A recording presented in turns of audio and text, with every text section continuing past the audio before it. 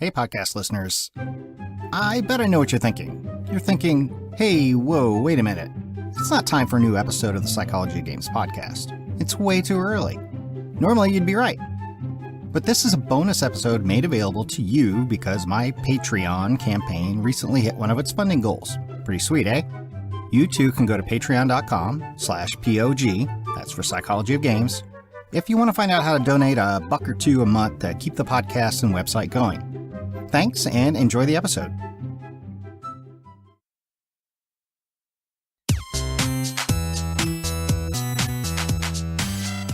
Hi, my name is Jamie Madigan, and this is the Psychology of Games podcast, where you learn about the intersection of psychology and video games.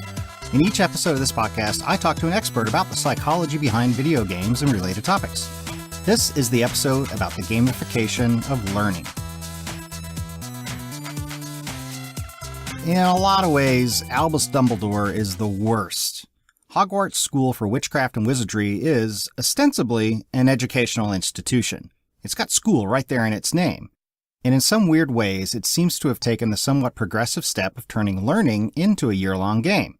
As Professor McGonagall describes in one of the books, quote, "While you are at Hogwarts, your triumphs will earn you house points, while any rule-breaking will lose house points. At the end of the year, the house with the most points is awarded the House Cup, a great honor." Honor here is spelled funny because she's British. Right. Cool. So the idea seems to be that students are split into teams, Gryffindor, Slytherin, Ravenclaw, and Hufflepuff. Students earn points for their house by being good students. Presumably this means studying their lessons, meeting their learning objectives, completing their homework, and other things you would expect of people at a school. All throughout the year, there's a leaderboard showing where each team stands in relation to the others so that they can see how they're doing. At the end of the year, the banners in the Great Hall are changed to represent the team that accrued the most points in the game, a great badge of honor. The idea is that this motivates all the students at Hogwarts to do their best and maybe learn a thing or two about witchcraft and wizardry. But then, inevitably, Dumbledore comes in and fucks it all up. Done, Slytherin, well done, Slytherin. However, recent events must be taken into account. And I have a few last-minute points to award. For some reason, the school headmaster always seems to go off the program and start messing with those points, badges, and leaderboards in really inappropriate ways. To Miss Hermione Granger, for the cool use of intellect, when others were in grave peril, 50 points. Yeah, okay, so Hermione used what she learned in school to help her friends out. This one's a little bit of a stretch, but alright, sure. At least it's still tied to learning outcomes. But on the other hand... Second, to Mr. Ronald Weasley, for the best played game of chess that Hogwarts has seen these many years, 50 points. Wait, so Ron gets points for almost getting killed while playing a game of nightmare chess. Was this anywhere in the rule book? Seems pretty arbitrary, but it gets worse. And third, to Mr. Harry Potter, for pure nerve and outstanding courage, I award Gryffindor House 60 points. Are you even kidding me right now, Dumbledore? 60 points for love and courage? This is absolutely unaccountably unfair and biased of you. I don't think love and courage were anywhere in any of the class syllabi. This is bullshit. It takes a great deal of bravery to stand up to your enemies, but a great deal more to stand up to your friends. I award 10 points to Neville Longbottom. Okay, so this is my man Neville, so I'll allow this one. Clearly, Hogwarts is a really bad example of gamification of learning. That is, adding game elements to a classroom or a training program so as to get students to perform better and learn what they're supposed to learn. But maybe there are better examples out there. Gamification is the use of game elements in game design thinking to non-game contexts like education, the workplace, the marketplace, political process, health, personal habits, that kind of stuff. It has become a really big topic in the last decade or so, and a lot of what makes gamification work when it does has to do with the psychology behind games and game design. The same psychological principles that make games so popular and motivating can also work well in well-designed gamification systems. At least that's the theory. Gamification is too big a topic to discuss in just one podcast, so for this episode, let's focus on the gamification of learning contexts like the classroom or other types of training. Can the psychology behind game design be used in the gamification of learning? Well, you have to be really careful about the structural gamification. You have to be really smart about it, and you have to do it very carefully. And otherwise, it's the joke that everybody talks about gamification because congratulations, 10 points for Gryffindor, right? I mean, it's not meaningful. My guest is an expert in that area, so that's what we're going to discuss coming up next.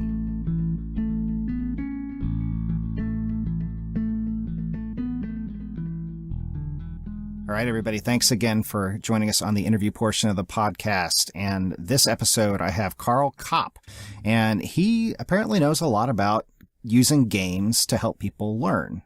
So, Carl, thanks for coming on. Jamie, thanks for having me. Very excited to be here. So, who are you and what are you doing here? Okay, great. So, my name's, as you said, Carl Kopp. I'm a professor of instructional technology, which is the study of the design, development, and delivery of online learning. And my primary focus a few years ago, doing courses for companies, and it was really boring, PowerPoint, slide after slide. And I'm an avid gamer, and my boys play games all the time. And as they were playing games, I'm like, wouldn't it be great if we could use some of these elements from games into the design of instruction to make it more engaging and exciting? So I got into this whole thing. I didn't know what it was called. I knew I didn't want to use entire games, but pieces of games. And then at some point I heard the term gamification, and I said, that's it. That's exactly what I'm trying to do. I'm trying to use games to make learning more exciting. So then I kind of went off on a tangent there, wrote a couple books about gamification, about using games for learning, did a lynda.com course, and have spent a lot of time helping organizations figure out how to use game elements to make their instruction more engaging and ultimately more meaningful. What year was that when you got started? The 2000s, when the craziness with the .coms was when I started using the elements, but the term gamification didn't come out till much later. We did for online high school, we did some really interesting game-based stuff. And so it's been almost several decades, I hate to admit that, in terms of thinking about the concepts and applying the concepts to learning. And so you've got a website, Carl Kopp, and that's K-A-P-P, and Carl with a K, so K-A-R-L-K-A-P-P. Right. So that's where I blog and write and kind of coalesce my thoughts about games, gamification, learning, technology, and the convergence of those three items and how they can be used, again, to, it's great talking to you because of, your background. And so I try to use some of those same elements into what I do from a learning perspective. And I found a lot of overlap when I started studying what happens in games versus what happens for learning, and got really excited about that overlap and the areas where learning can really benefit. I'm like, these game people have been doing this forever, and they got it. They know how to engage people, and the learning people, we did not do a good job originally of putting stuff online. We're starting to get better, but we still have a lot to learn. Yeah. So the term gamification is somewhat recent, but it does seem to cover a lot of ground. And in my reading of it and my experience talking to people, it can mean a few different things. So what does gamification mean to you briefly? Right. And that's it means so many. So the first question I always say to people when they say, hey, Carl, we want to do some gamification. My first question always is, well, tell me your definition of gamification so I can figure out, what page you're on. I view gamification as the use of game elements, game mechanics, and game thinking to drive engagement, learning, and problem solving.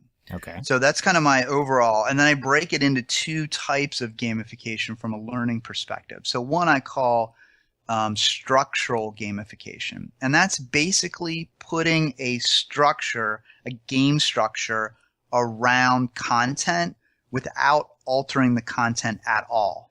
That's where really, you hear about, hey, you log in and you score 10 points, right? You answer a quiz question and you get 5 points. And then you can look at the leaderboard. And so all that's not really impacting the instruction. It's just a framework around the instruction. Okay. The other type of gamification, I call it content gamification. And content gamification is actually altering the content itself to make it more game-like. So, for example, we start a lot of instruction off with objectives. At the end of this training, you will be able to. So rather than doing that, maybe start with a challenge, right? So you're learning, let's say you're learning how to do investigations, financial investigations. So rather than saying, you will learn 3 ways to do, why don't you start out the training, say, your boss comes into your office and just accused a coworker of embezzling $10,000. What do you do? Okay. Well, now I'm hooked. Right, exactly. Okay. So structure is just sort of building up things around it that sound like what you would get out of a game. And content is actually, I guess I don't feel like I fully understand it. It's changing the content of the training to look or behave more like a game. Right. So, for example, so one of the things, of course, is changing from objectives to maybe a challenge. The other thing, for example, is putting a character into the learning. So, or a couple characters to have interactions. You could also heavily rely on the use of story to drive it. So it's really kind of taking apart, for example, the curve of interest. Most learning doesn't pay any attention to, what they're not even thinking about a curve of interest, right? You grab the person's attention and then you have it for a while, then you have to grab it again. And then using those kind of elements, the element of fantasy, for example. A lot of people in learning are like, oh no, we can't use fantasy. But it turns out fantasy has a lot of instructional uses. So give me an example of like what fantasy would be in that context. Right. So let's say you create a game. So I'm working on a game right now called Zombie Sales Apocalypse. And it's a game to teach. I know. Yeah, it's fun. I had Jet Zombie, right? So the idea behind the game is we're teaching a sales model and a sales process to salespeople. And so rather than do it in a typical office that you go in and you do that, because one of the problems with teaching salespeople often is that salespeople already know how to sell, right? Yeah, I got it. You're not teaching me anything I don't already know. And that's where you get kind of the boring or I always say people make a game out of e-learning. They see how fast they can click through the slides, get to the 10-point question and get out, right? Right. So, in this particular case, if you don't sell, if you engage with the model incorrectly, your person that you're selling it to who's infected with the zombie virus starts to become a zombie. And so you can immediately get feedback. Oh, that was the wrong thing to say. You might be able to recover or you might not be able to recover. In another instance is zombies start appearing as you are incorrectly going through the process. And what that does is it does a couple things. One is, especially with branching simulations, the learner always tries to psych out like, okay, I don't know if I'd really say this, but I think this is what they want me to say. But having a zombie chasing you, actually, you've got to think a lot faster. The other thing it does is it breaks down your barriers in terms of you're not thinking, oh, I'm a salesperson and this looks like a typical sales environment and there's this typical doctor. And so those defenses aren't up. It's like, oh my gosh, I've got to figure out what's the right thing to say. Then I've got to get away from this zombie and move to the next place and collect, the sales collateral that I'm supposed to collect. So you're not thinking about deconstructing the experience. You're actually more immersed in that particular experience. And does that have an effect on learning? I mean, maybe I'm kind of jumping ahead to the punchline there, but no, that's okay. Yes. So a couple things. We talk about this thing called episodic learning, which is basically, or episodic memory, which is basically where a memory is more clear because it's tied to an emotion. So one of the things that games do really well is they tie to our emotion. One of the things that learning does really bad is it tries to strip out emotion, right? You learn policies devoid of emotion. You learn the sales process devoid of emotion. So games add back in that emotion and they add in that freedom to fail. So in most learning environments, failure is really bad. Right. If you fail in school, it's a bad thing. If you answer the question wrong, all your fellow students are like, yeah. What are you, an idiot? But in a game, you're expected to fail. You're allowed to fail. And ironically, we know that adults learn best when they know they don't know something. So how do you know you don't know something? You fail at it, right? So games provide a rich environment where you're allowed to fail and where you're then peaked or primed to learn the content so that next time you're in that game facing zombies, you don't fail because you looked up the answer or you found the answer.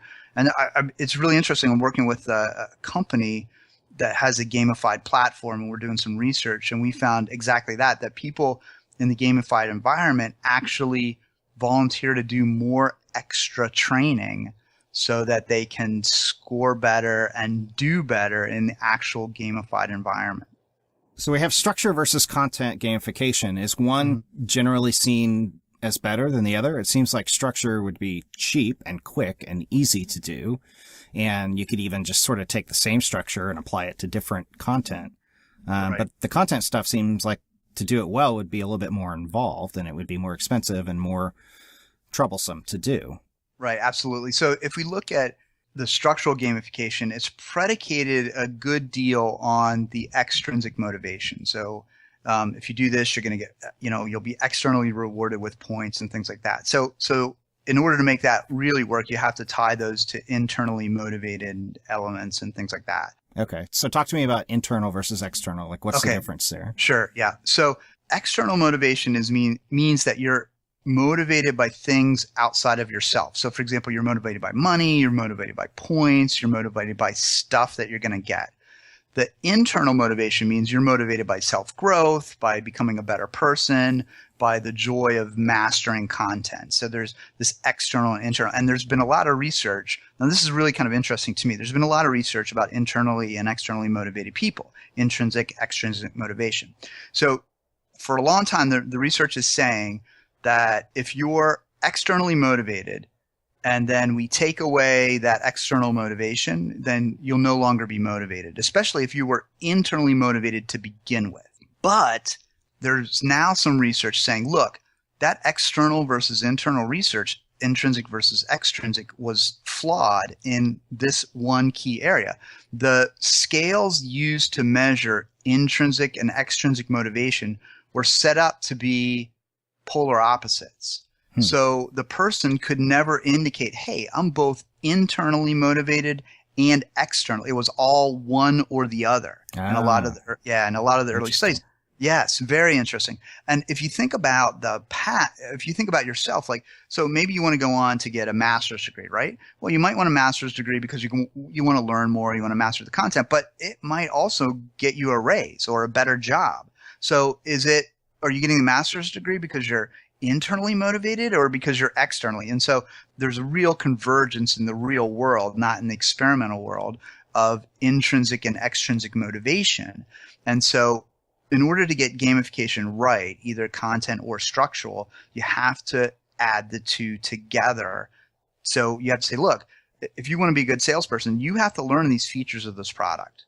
So you're either going to learn them in this PDF file that I give you, or you can learn them with this little gamification app that has points and badges and leaderboards and that kind of stuff. So in some cases, it's actually motivating you to do something you kind of already know you need to do. You're just not as excited to do it. And so structural gamification can work that way. I think content gamification works, and structural gamification, I think, works well for declarative knowledge, which is memorization, right? Acronyms, terminology, and a little conceptual, depending. But I think content gamification is really good for problem solving, creativity, kind of higher order thinking skills. And that's kind of how I parse the two of them out in terms of, I look at, well, what do you want your learning population to know? I then decide whether or not, where that fits in terms of the knowledge type, and then map the gamification onto that knowledge type. And how do you tell if your gamification has been successful? Yeah, really good question. So the first thing that I try to look at when we talk about gamification is, what are the business goals? So we have learning goals. We have to learn how to sell. Well, the company just doesn't want you to learn to sell. It really wants you to learn to sell so that you sell and that they make money. So you have these performance goals. So I try to look at what are the performance goals of the group, and can we hit those through gamification? And of course, even though I I advocate gamification, it's one tool in the toolkit. So I don't always jump to gamification as the solution. Sometimes, just a little feature and functionality cheat sheet will do the job. So no need to over-engineer it then, huh? Right, exactly. Although, yeah, people would argue against that. They like to over-engineer things, but simple is often best. Yeah. But so I look at the business goals, then I look at the learning goals, and then I try to map what type of gamification we want to those types of goals. Now, interestingly, I've been working again with this company, and one of the things about especially the structural gamification is that it dies down over time, right? Nobody wants to, after a while, you don't care about earning the points or you don't care about being on the leaderboard. But actually, this is about a 3-year study. Now, it's submitted for publication, so admittedly, it's not yet published in a peer-reviewed journal. Mm-hmm. But what we found was that the participation did not die off in this corporate environment. It stayed the same. It didn't increase, but it stayed the same. So one of the postulates that we have is that external motivation works really well on boring or tasks that you don't really want to do. So one of our questions is, in a corporate situation, is a lot of the learning boring or stuff that you really don't want to do? The answer to that question is yes. Yeah. I can solve that quandary for you right now. Thanks. You saved me hours of research. Yes. So interestingly, so what if that is the case, or if that is the case, then extrinsic motivation actually is a really good tool for that type of motivating people to do things they don't really want to do. So It's actually not that, evil of a plan if people still have to learn that. Like, you still have to be in compliance, and you still have to learn how to agree to customer and all that kind of stuff. Even if you think it's boring, you still have to do it for the, ostensibly for the good of the company or whatever. So sure. It can add some value and some more motivation to do that. You have to be careful though. So for example, you don't want the leaderboard to be such that, hey, Jamie in the first week just hit it out of the park, and Carl, he now is never going to catch up. So that, on a leaderboard, that actually, I always say the first 10 people, highly motivated, 11th, not so much, 100th doesn't care. Yeah. So you really need to be careful about how you structure the leaderboard and how you set that up, and you structure the points. Can they reset every week? I mean, there's lots of things you need to do to make sure that you don't accidentally end up demotivating people through gamification efforts. Yeah, so, leaderboards and points and badges, the PBLs, points, badges, and leaderboards is an acronym that gets tossed around a lot. And it does seem to be like that's one of the more common manifestations of gamification. And right. and it seems like that's a straw man that gets built up sometimes to attack gamification. It's like, right. all they're doing is just adding points, badges, and leaderboards. And you've talked a little bit about how that is the case sometimes, right? For some situations that's appropriate, and in others it's not. But is that stuff of limited value in the long run? Is that what the study you're describing is addressing? Yes and no. So often points, badges, and leaderboards, they're called the evil trifecta of gamification. Yeah. Because, the axis of evil. But it turns out each of them by themselves can actually have motivational principles if applied correctly. So for example, if points are giving you feedback on how well you performed a task, they're actually informative then, rather than just giving them out. Badges, if it's tied to micro-credentialing, can work really well. Long-term, the one nice thing about gamification tools is that, most of the time in a learning, so I work with a pharmaceutical company, for example, they have an 8-week training program. At the end of the 8-week training program, you do this massive test. And if you do well in the test, congratulations, you're a salesperson. If you don't do well in the test, you either have to take it over again or you kind of wash out, right? But that company takes them 8 weeks to figure out if you're learning this content.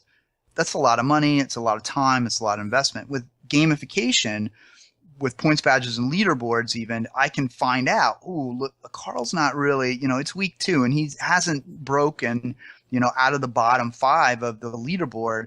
I need to go talk to him. So what gamification can do is give you a pulse on what people are learning almost in real time. And if it's done that way, it becomes really informative from both coaching or motivational perspective. And then also me as a learner, I know I'm behind and I'm not doing real well. And if the points indicate, hey, you could get a possible 10, you only got a 5, I know I really didn't do that well. So points badges and leaderboards are often, now having said all that, they're often used horribly, right? You log in, congratulations, here's a 1,000 points. That's exactly the example I was gonna give. You go onto a website and you do something totally banal, like scroll down, like literally just scroll the wheel, or create an account and they say, here's, you got a badge, or here's 100 points. And it's like, that's not a reward because it's not really tied to anything that's meaningful. It's not measuring anything that I'm learning. It's just cruft. It's just clutter to my experience. Right. Yeah. The more meaningless points are, the less you really want to earn them because they don't mean anything to you. So people that just set up points and just set up these structural gamifications and say, yeah, everybody will love it. Like I always say, we take the least interesting parts of games. Like nobody plays a game just for points, right? I mean, nobody. You play for the mastery. You play for the social interactions. I know some people that play certain games just to max out their Xbox Live gamer score, but right, okay. But generally, they're the killers, right? Yeah, but generally, yeah. But they're doing that for the social recognition, right? They're doing that for bragging rights. So it's not really the points; it's what the points gives them, right? It gives them a certain amount of power, I would argue. Mm-hmm. Although these guys, so maybe not. But what you get from that. So if you get points for nothing and points don't mean anything, then they're meaningless and they're actually, I would argue, demotivating in terms of motivating. So you have to be really careful about the structural gamification. You have to be really smart about it, and you have to do it very carefully. And otherwise, it's the joke that everybody talks about gamification because it's just congratulations, 10 points for Gryffindor, right? I mean, it's not meaningful. 10 points for Gryffindor. That's going to be my new catchphrase whenever I criticize gamification. Thanks for that. So you've got like this 8-week course like you were describing, and you could use gamification to check in with people more frequently and measure their progress towards completing the course or mastering the content. But what's the difference between doing something like that and just having like a quiz that we're all used to having throughout the course of a semester in school? Right. So let me step back. So people always, one thing people say to me is that they're like, Carl, we don't want gamification in schools because that would be really bad. So I think it's a good concept, but don't gamify school. And I say to them, school's already gamified, right? You do a spelling test and you get points. There's no points. Spelling and points don't correlate, right? We post test scores up. They're quote unquote anonymous, but everybody knows who's got the highest test scores. We have badges in the form of grades. We have levels literally in the form of levels. So all school elements is arguably a type of gamification. So why not just give a quiz? Well, it's really interesting. This gamification research that I'm doing, the application has the ability to turn off games and just give quizzes. But we found that people are more motivated to actually participate if the games are turned on, if they can play a game rather than just answering questions. So one of the things I would say is that games can be more motivated. But I'll say this, we also found this really interesting thing was that, so you would think that some people who would be hardcore gamers or whatever would play a game every single time.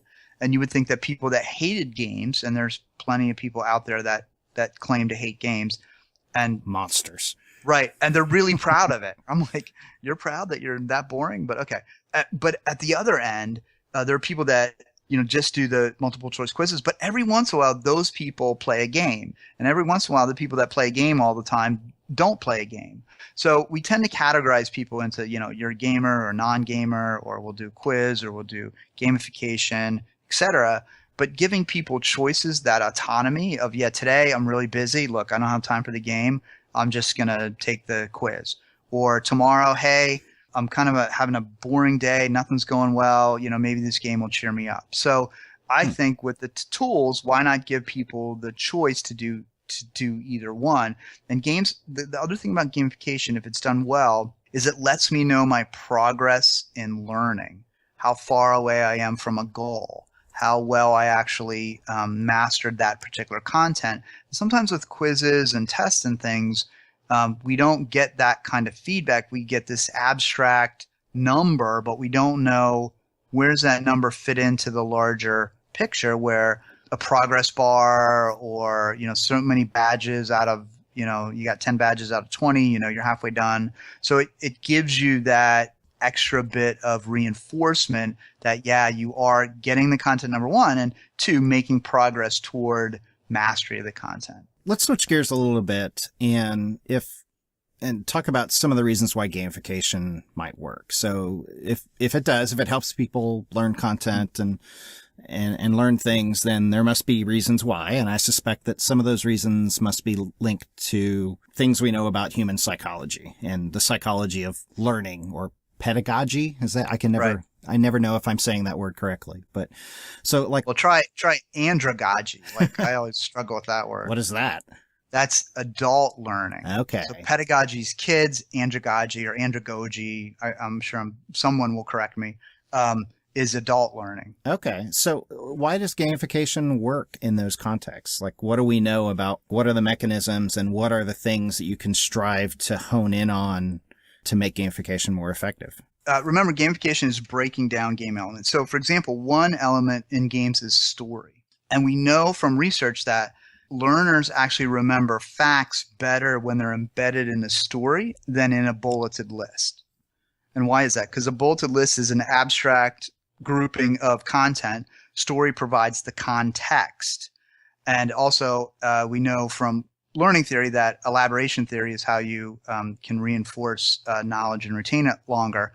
Well, story is an elaboration of the facts.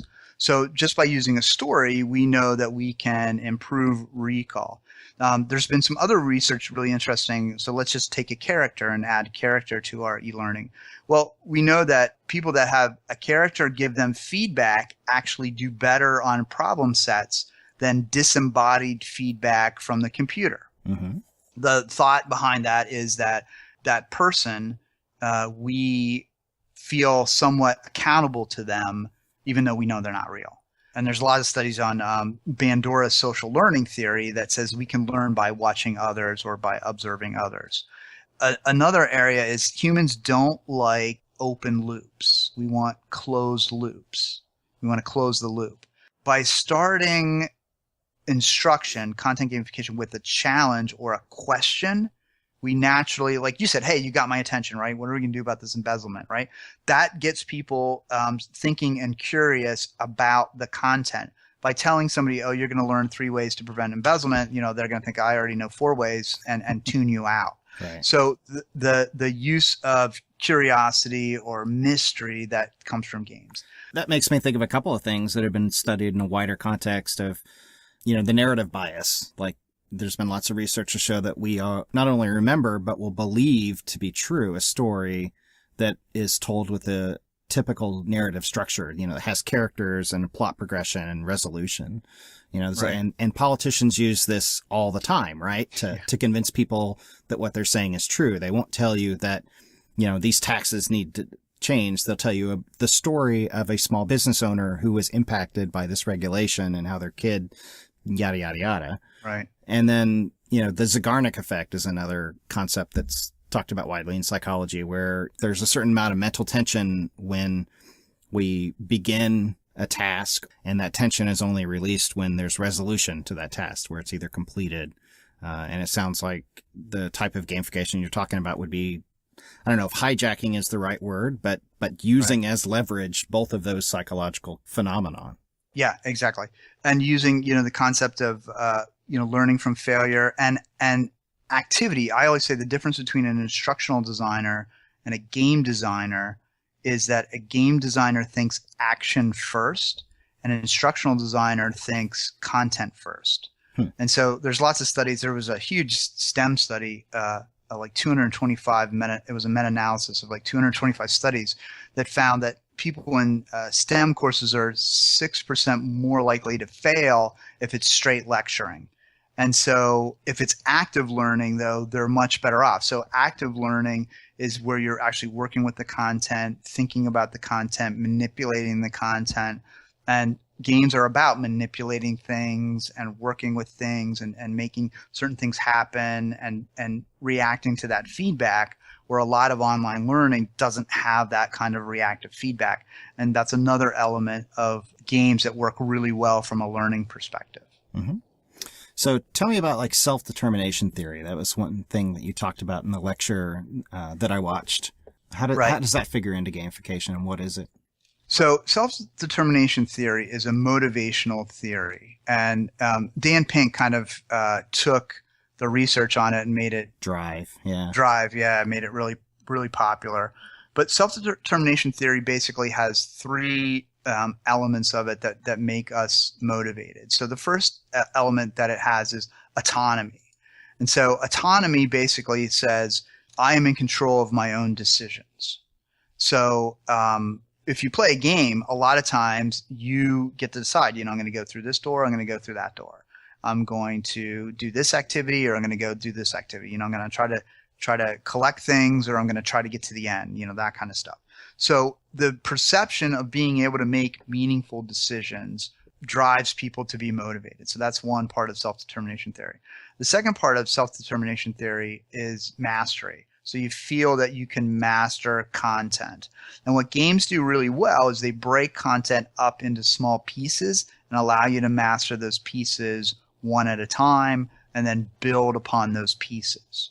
Where oftentimes, or sometimes, in a learning environment, you're not given those small pieces. You have, like, especially in academia, right? Sometimes we don't give tests till mid-semester, right? So you spent months literally with content and you don't know if you know it or not. And so panic, anxiety, and then how do you learn that? Well, you cram for it, right? So the night before the exam, you cram, you ace the exam, awesome. The next day, you don't remember anything on the exam, right? A week later, it's all gone, right? So we reinforce these really bad ways of learning. So that's mastery. So people want to know that they can master things. Then the third part of it, he calls it, the theory calls it relatedness, but it's really social aspects of it. So we're motivated by the social network around us. So if we've got people that are competitive, we'll tend to be more competitive. If we have people, they do a lot. There's research, if you hang around with people that are overweight, you'll tend to be overweight. So the social network provides motivation. So games are very social if they're done correctly and can be very social. So in fact, there's a meta-analysis that shows playing a game as a team leads to more learning than playing a game individually.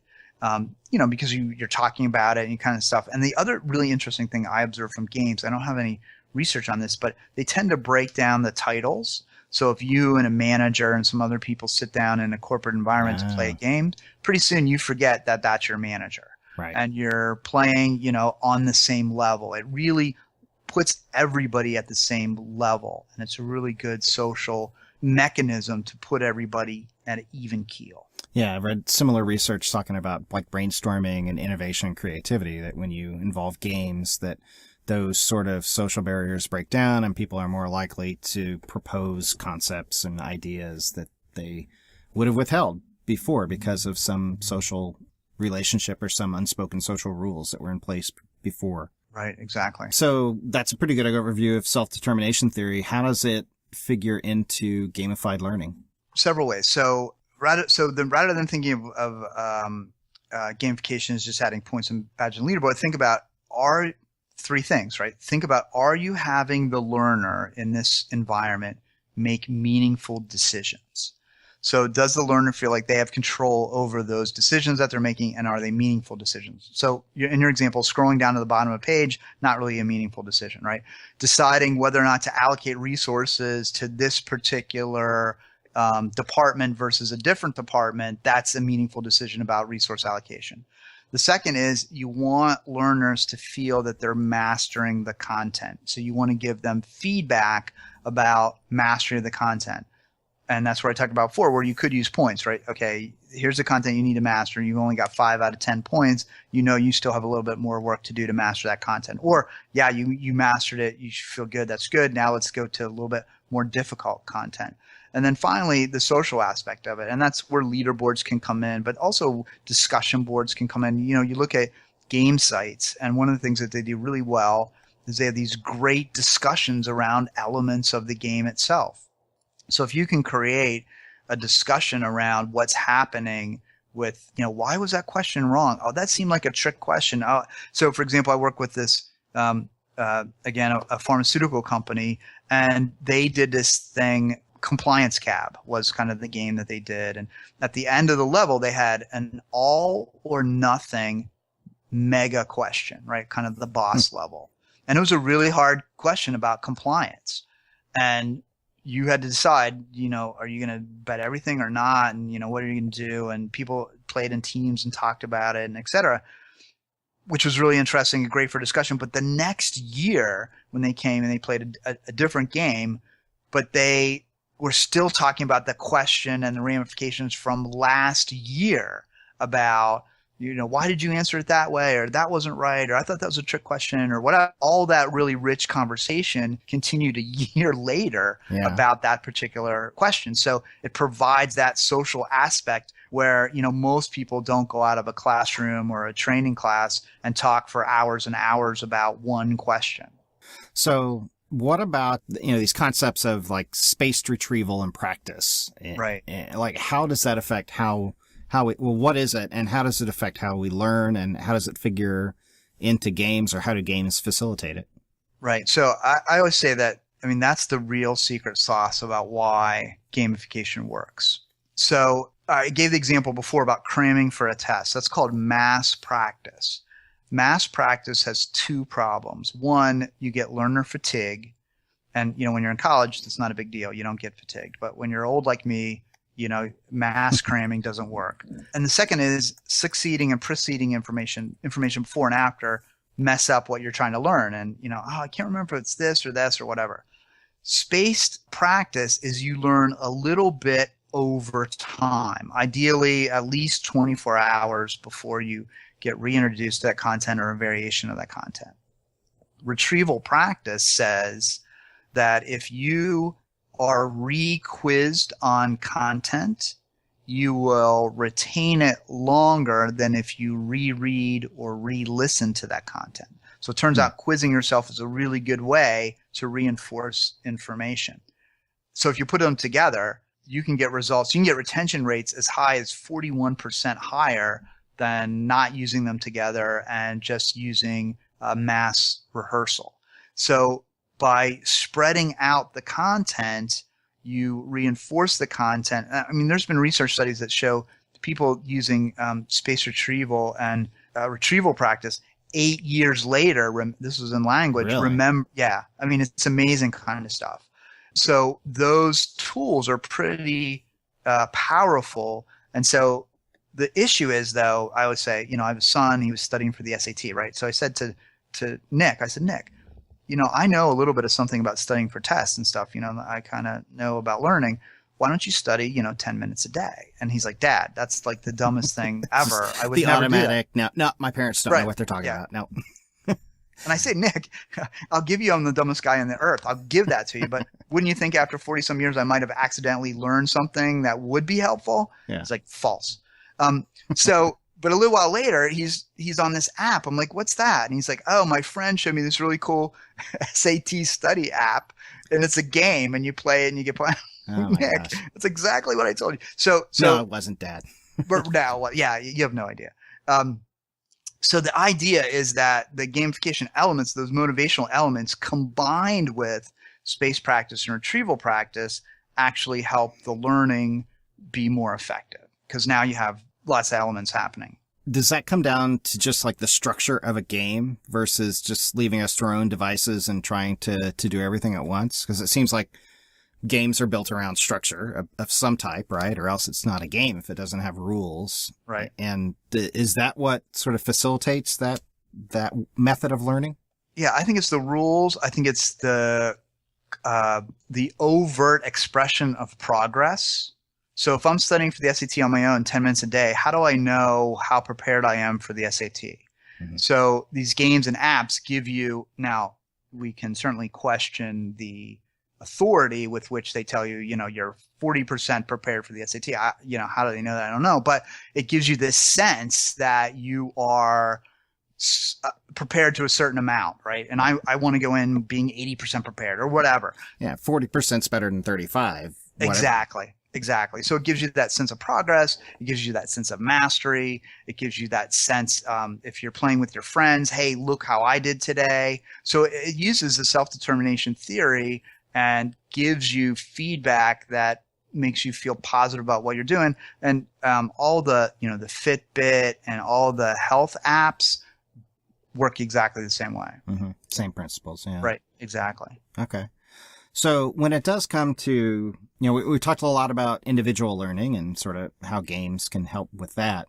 And you talked a little bit about this, but I wanted to delve more into like the group or like the competitive and cooperative aspects of gamification and how that can work. And you had talked on your website about the N effect, which is something that I've heard called like the frog pond effect or the big fish, little pond effect.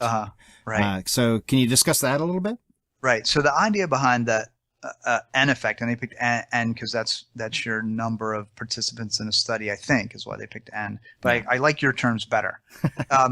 They're more visual. So basically it says you tend to be more likely to compete at a higher level if you're with a smaller group. So they actually talking about the SAT. This was really interesting. They did this study of they took a small group of kids in to do the SAT versus a larger group, and found that people in the smaller group felt that they could do better and actually did do better. So it's kind of like if you go to a race and there's only 5 people, you're like, hey, maybe I could beat these 5 people. If there's 1,500 people, you're like, there's no way I'm going to be in the top of this race. Right. So for example, for leaderboards, we often say don't put individuals on the leaderboard. Don't put individuals on the leaderboard. What you should do is you should do leaderboards by teams. Maybe it's by region, maybe it's by district or whatever, for 2 reasons. One, it makes the number of competitors less because you see on the leaderboard, team A, team B, team C. The other thing that it does is it makes you feel more, so when you're in part of a collective or a group, you feel more obligated to participate to help out the group.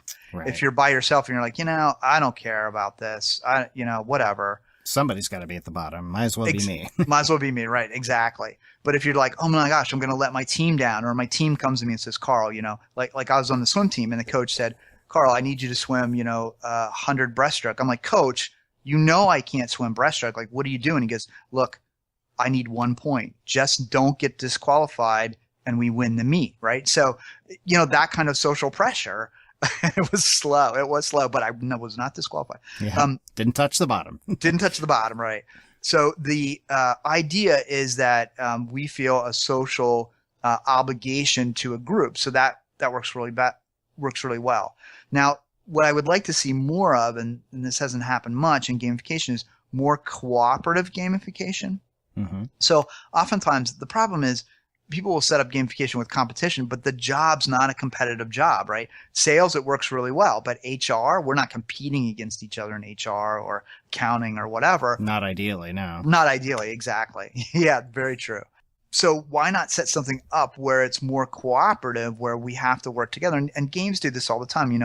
I play Uncharted, right, which is a great game. And in a couple of the multiplayer Uncharted, I had to have another player press this button while I press this button in order to open the door. I couldn't do it by myself. So those kinds of cooperative activities actually I think would be more bringing people together rather than like this competition where people are always fighting against each other. So keep the group small, have them in groups to participate, and think about cooperative ways to use gamification. I think all of those are important to think about as your organization thinks about gamification for learning. And the other thing that you have to think about is that you certainly have a winner of a game, but you also have a loser of a game. And sometimes people can get so emotionally caught up in the game itself, one, they forget about learning, which is not good. And two, we did a workshop one time and we did this game to warm up, right, for the workshop. Had nothing to do with the workshop. It was just teaching people elements of games. Well, she lost this game at her table and she was so upset about that loss, she checked out for the rest of the workshop. Bummer. So yeah, a total bummer. So one of the interesting things about gamification that you should do is you want the stakes to be as low as possible.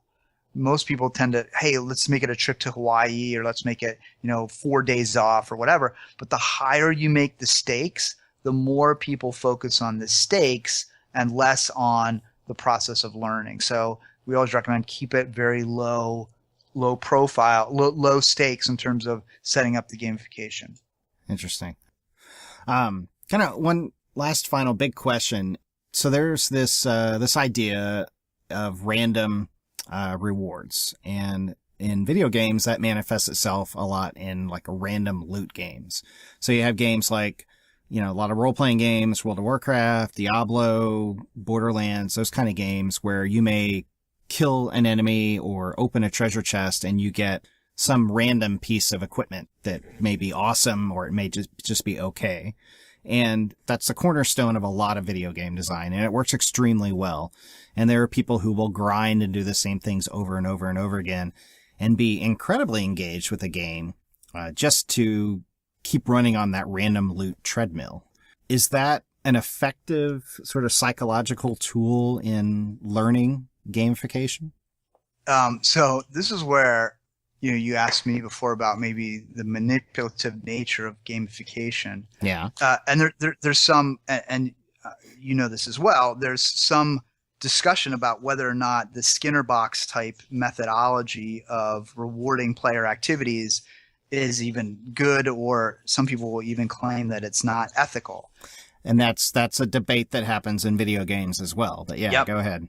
Exactly. So the idea is that intermittent reinforcement is much stronger than, because you get 2 shots of dopamine, right? You get 1 shot when you find the treasure, and then you get 1 shot when you find out what the treasure is. Mm-hmm. If you're always going to get 500 points when you see the treasure, there's only 1 shot of dopamine. So intermittent reinforcement keeps people involved and active, but from a learning perspective, we want to think about goal setting and accomplishing that goal. So having known rewards is a good methodology from the learning perspective of gamification. So when you say known rewards, you mean non-randomized? Correct. Predictable. Non-predictable rewards, right? Okay. Yep. Now, having said that, we also are trying to balance with gamification and instructional game design the motivational aspect as well. So there's some argument that every once in a while we should put certain things in that are random because that would help with the motivation. So I haven't seen any research on comparing learning outcomes with random versus predictable reinforcement. But I tend to think from what I've read and some of the research that it's probably, but if I had to err on one side, I'd err on the fact that here's a predictable, knowable reward that you're going to get if you do this in the game. The other thing is gamification. The other thing is because from a learning perspective, we need certain outcomes. So we're not doing gamification just because it's fun or because it's something to kill time. It's because we want you to learn how to do something, or we want to reinforce a behavior or reinforce knowledge. So knowing that once you've done this knowledge, you're going to get rewarded for that, or once you do this behavior. So it makes it a little less, I think, effective to use a random or intermittent reward in gamification. Okay, fair enough. There is, I don't know how much you've encountered this, but there is often amongst game developers and even amongst hardcore gamers a certain amount of cynicism towards gamification, whether it be for learning or for marketing or business or whatever. People thinking like, well, that's just sort of taking the surface level traits of a game and corrupting them and using them for some nefarious purpose. Right. That cynicism seems to run deep in some circles. I've certainly come across it and seen it. How do you react to that? Or what do you have to say to those people? So I can definitely agree that points, badges, and leaderboards are not the best elements of games and not the most exciting elements of games. And so if you just create gamification based on that, then I could kind of give into that argument.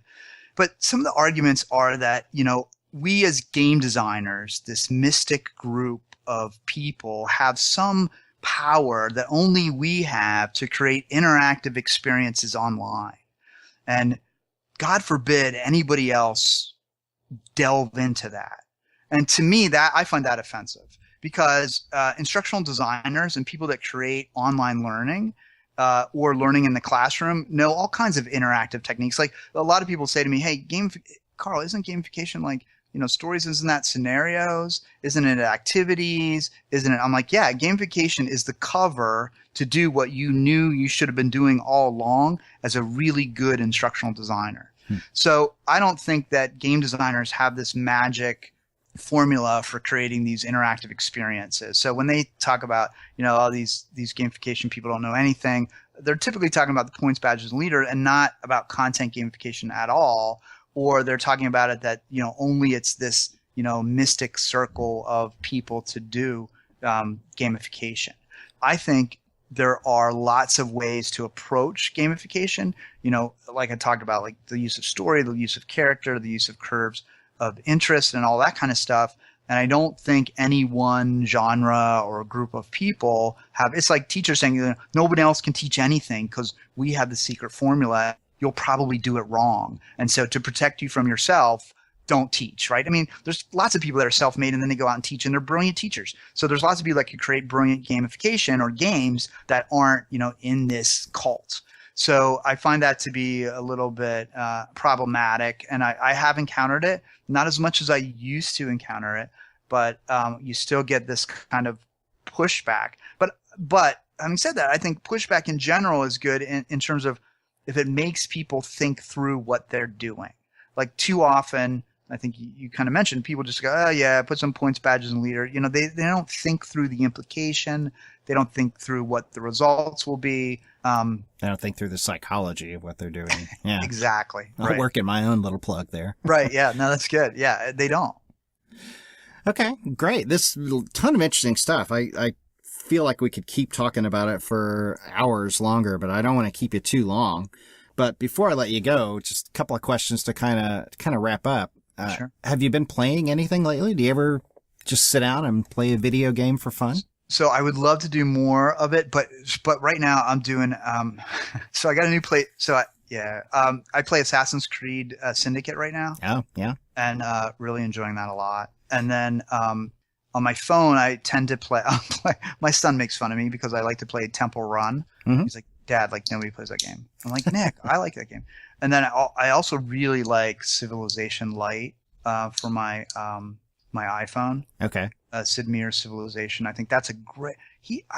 Whoever adapted that from the PC version to the. Is that Civ Revolutions? Is that the one? Civ Revolution. Yeah. Yeah. I played that a while back ago too. That was a pretty good simplification of a very complex game for that platform. Yeah. Right. Yeah. I couldn't believe, I thought really clever. So those are kind of my three go-to games. I spent a lot of time playing James Bond 007 Nightfire on the PS2. Okay. That I thought was a really fun game. I really enjoyed that one a lot. And then I try to play a lot of, they're more obscure, but educational games to just try to get a sense of how they're put together and how they're done. So one really interesting one is Times Attack, TIMEZ Attack. And basically the game, it's basically you're this little creature and there's these ogres that have math problems on their chest, and you literally just answer the math question. Okay. And it opens doors, and you go to another part in the castle, and then you go to another part, and it's really simply done, but so much more engaging than a flashcard or whatever. It's really kind of, to me, it's from a psychological standpoint, it's really interesting. It's gotten a lot of kids who, quote unquote, aren't good at math or don't like math to go through that. And then another older game was, there was a game called Typing of the Dead. Oh yeah. It was on the Dreamcast originally, and then I think there was a PC port sometime after that. Yeah, I think so. Yeah. I played the PC ported game version of it. Yeah. So your keyboarding skills improved greatly then? Yeah. Yeah. I mean, that was such a fun game. I mean, because, I knew I needed to learn how to type, and but those typing things are so boring. Yeah. And, to have a zombie coming after you and you have to type the word correctly. I mean, that's pretty exciting. Yeah, I played Assassin's Creed Syndicate a while back as well. I was late coming to it because I had gotten burned out on the Assassin's Creed games. I had played a bunch of them. I named my dog Ezio, who was the main character for like the first, or for 3 of the games. Anyway. And, so I kind of held off, but eventually people kept saying really good things about Syndicate, and I picked it up and really enjoyed it as well. That was fun. And I tell you, Black Flag was, I mean, I have not got to the end of that game because every time I go on the ocean, I want to attack another ship. Yep. And I know I'm supposed to go to this island over here, but here's 3 ships. I'm going to take them over. You be you. Right, exactly. You do what you want. Yeah. Talk about autonomy and mastery. It's awesome. That's one of the few games that I've 100%ed. I did like every objective and every achievement and everything. Black Flag. I really like that one as well. That's a great game, yeah. And then the Uncharted series, I like that too.